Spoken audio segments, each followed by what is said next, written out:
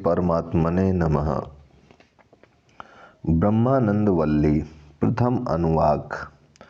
ब्रह्मज्ञानी महात्मा पर ब्रह्म को प्राप्त हो जाता है। इसी बात को बताने के लिए आगे आने वाली श्रुति कही गई है। सत्यम ज्ञानम अनंतम ब्रह्म। इस मंत्र में पर ब्रह्म परमात्मा के स्वरूप बोधक लक्षण बताकर उनकी प्राप्ति के स्थान का वर्णन करते हुए उनकी प्राप्ति का फल बताया गया है।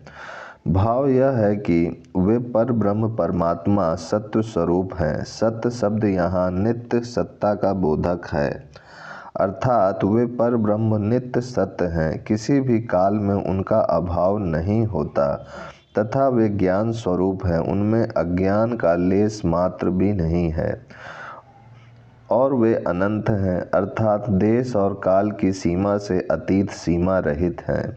वे ब्रह्म परम विशुद्ध आकाश में रहते हुए भी सबके हृदय की गुफा में छिपे हुए हैं।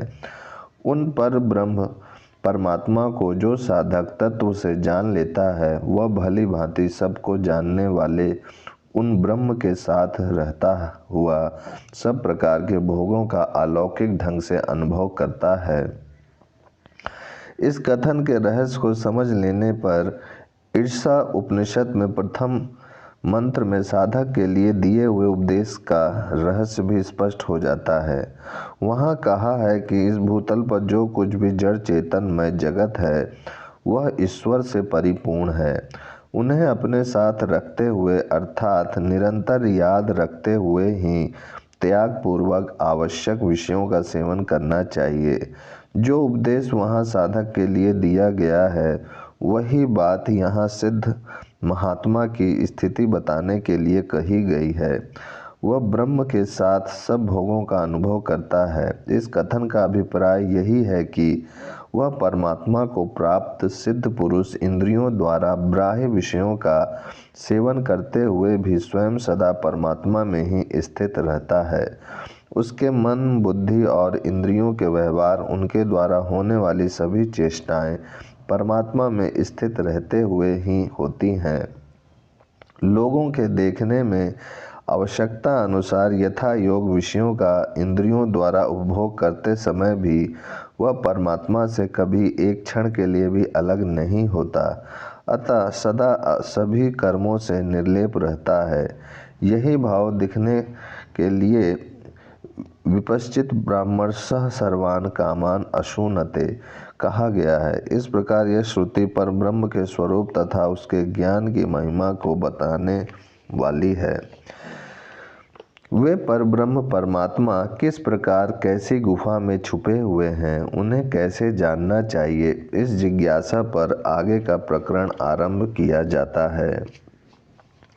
इस मंत्र में मनुष्य के हृदय रूप गुफा का वर्णन करने के उद्देश्य से पहले मनुष्य शरीर की उत्पत्ति का प्रकार संक्षेप में बताकर उसके अंगों की पक्षी के अंगों के रूप में कल्पना की गई है। भाव यह है कि सबके आत्मा अंतर्यामी परमात्मा से पहले आकाश तत्व उत्पन्न हुआ, आकाश से वायु तत्व, वायु से अग्नि तत्व, अग्नि से जल तत्व और जल से पृथ्वी उत्पन्न हुई। पृथ्वी से नाना प्रकार की औषधियाँ, अनाज के पौधे हुए और औषधियों से मनुष्यों का आहार अन्न उत्पन्न हुआ। उस अन्न से यह स्थूल मनुष्य शरीर रूप पुरुष उत्पन्न हुआ।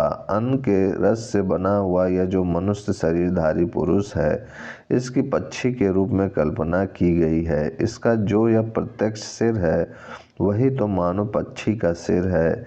दाहिनी भुजा ही दाहिना पंख है, बाईं भुजा ही बायां पंख है। शरीर का मध्य भाग ही मानो उस पक्षी के शरीर का मध्य भाग है। दोनों पैर ही पूंछ एवं प्रतिष्ठा पक्षी के पैर हैं। अन्न की महिमा के विषय में यह आगे कहा जाने वाला श्लोक मंत्र है। प्रथम अनुवाक समाप्त। द्वितीय अनुवाक। इस मंत्र में अन्न की महिमा का वर्णन किया गया है। भाव यह है कि इस पृथ्वी लोक में निवास करने वाले जितने भी प्राणी हैं वे सब अन्न से ही उत्पन्न हुए हैं। अन्न के परिणाम रूप रज और वीर से ही उनके शरीर बने हैं। उत्पन्न होने के बाद अन्न से ही उनका पालन पोषण होता है, अतः अन्न से ही वे जीते हैं। फिर अंत में इस अन्न में ही अन्न उत्पन्न करने वाली पृथ्वी में ही विलीन हो जाते हैं। तात्पर्य यह कि समस्त प्राणियों के जन्म, जीवन और मरण स्थूल शरीर के संबंध से ही होते हैं और स्थूल शरीर अन्न से ही उत्पन्न होते हैं, अन्न से ही जीते हैं तथा अन्न के उद्गम स्थान पृथ्वी में ही विलीन हो जाते हैं। उन शरीरों में रहने वाले जो जीव आत्मा हैं वे अन्न में विलीन नहीं होते, वे तो मृत्यु काल में प्राणों के साथ इस शरीर से निकलकर दूसरे शरीर में चले जाते हैं। इस प्रकार यह अन्न समस्त प्राणियों की उत्पत्ति आदि का कारण है।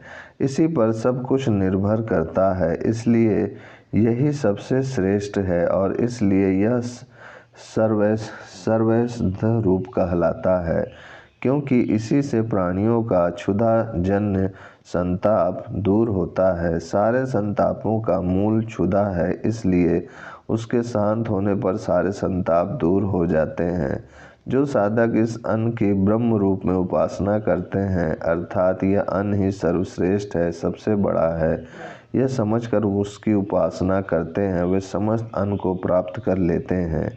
उन्हें यथेष्ट अन्न प्राप्त हो जाता है, अन्न का अभाव नहीं रहता। यह सर्वथा सत्य है कि यह अन्न ही सब भूतों में श्रेष्ठ है, इसलिए यह सर्वैश्वर धम्म कहलाता है तथा सब प्राणी अन्न से उत्पन्न होते हैं और उत्पन्न होने के बाद अन्न से ही बढ़ते हैं। उनके अंगों की पुष्टि भी अन्न से ही होती है। सब प्राणी इसको खाते हैं तथा यह भी सब प्राणियों को खा जाता अपने में विलीन कर लेता है, इसलिए अधेते अति च इति अन्नम, इस व्युत्पत्ति के अनुसार इसका नाम अन्न है। द्वितीय अनुवाक के इस दूसरे अंश में प्राणमय शरीर का वर्णन किया गया है। भाव यह है कि पूर्वोक्त अन्न के रस से बने हुए स्थूल शरीर से भिन्न उस स्थूल शरीर के भीतर रहने वाला एक और शरीर है, उसका नाम प्राणमय है। उस प्राणमय से यह अन्नमय शरीर पूर्ण है। अन्नमय स्थूल शरीर की अपेक्षा सूक्ष्म होने के कारण प्राणमय शरीर इसके अंग प्रत्यंग में व्याप्त है।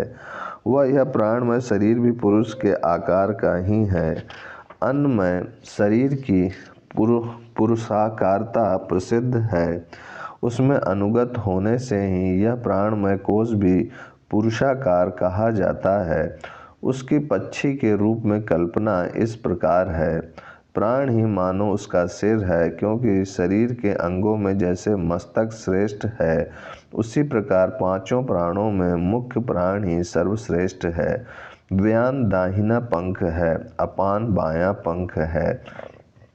आकाश अर्थात आकाश में फैले हुए वायु की भांति सर्व शरीर व्यापी समान वायु आत्मा है, क्योंकि वही समस्त शरीर में समान भाव से रस पहुंचाकर समस्त प्राणमय शरीर को पुष्ट करता है। इसका स्थान शरीर का मध्य भाग है तथा इसी का बाह्य आकाश से संबंध है। यह बात प्रश्नोपनिषद के तीसरे प्रश्नोत्तर के 5वें और 8वें मंत्रों में कही गई है। तथा पृथ्वी पूंछ एवं आधार है, अर्थात अपान वायु को रोक कर रखने वाली पृथ्वी की आधी दैविक शक्ति ही इस प्राणमय पुरुष का आधार है। इसका वर्णन भी प्रश्नोपनिषद के तीसरे प्रश्नोत्तर के 8वें मंत्र में ही आया है। इस प्राण की महिमा के विषय में आगे कहा हुआ श्लोक मंत्र है। द्वितीय अनुवाक समाप्त। ओम शांति शांति शांति।